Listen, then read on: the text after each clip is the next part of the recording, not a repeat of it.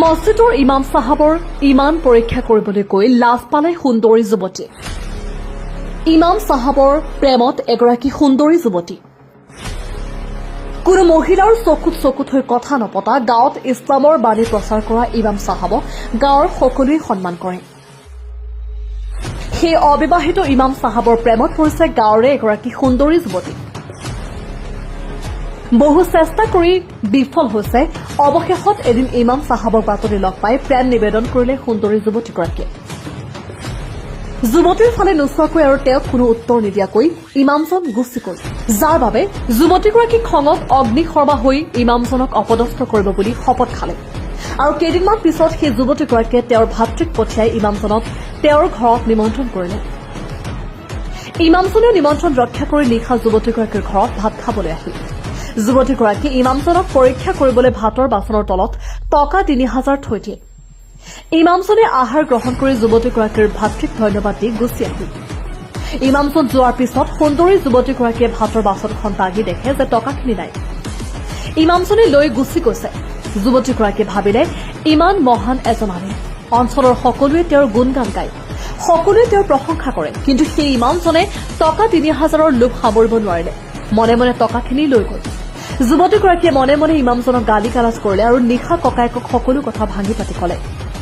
কিন্তু যুৱতীগৰাকীৰ কথা শুনি ককায়েকে কলে যে ইমান মহান এজন আলিমে কেতিয়াও এনে কাম কৰিব নোৱাৰে, নিশ্চয় কৰবাত কিবা ভুল হৈছে। কিন্তু যুৱতীগৰাকীয়ে মনে মনে ইমামজনক বহু বেয়া ভাষাৰে ককৰ্থনা কৰিলে। এই ঘটনা হোৱাৰ এটা বছৰ গুচি গ'ল।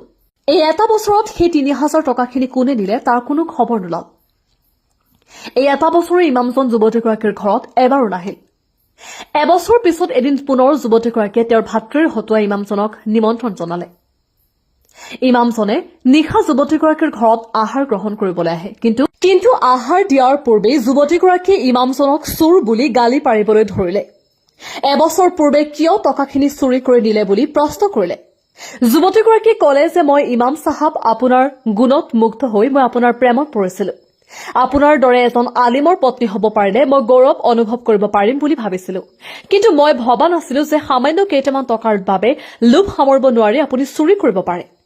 যুৱতীগৰাকীয়ে ইমামজনক পুনৰ সুধিলে, কওকচোন আপুনি সঁচাকৈ টকাখিনি লৈছিলে নেকি? ইমামজনে কলে, হয় মই লৈছিলো। ইমামজনৰ কথা শুনি যুৱতীগৰাকীয়ে কলে, আপুনি এই কাম কৰোতে অকণো লাজ পোৱা নাইনে?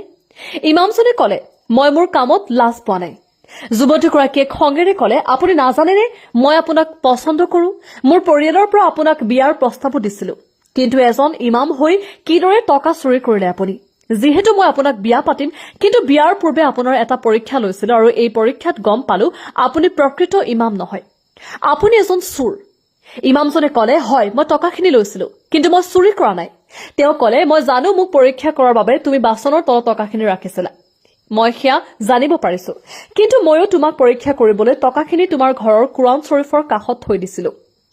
আপুনি যেনেকৈ মোক পৰীক্ষা কৰিছিলে ময়ো মোৰ যোগ্য জীৱন সংগিনী বাচিবলৈ টকাখিনি তোমাৰ ঘৰৰ কুৰাণ শ্বৰীফৰ কাষতে ৰাখিছিলো। মই জানো এজন আলিমৰ পত্নী হবলৈ তোমাৰো বহু যোগ্যতাৰ প্ৰয়োজন। তুমি প্ৰকৃত ইছলামিক নাৰী হলে প্ৰতিদিনে এবাৰ কুৰাণ অধ্যয়ন কৰিলা হয়।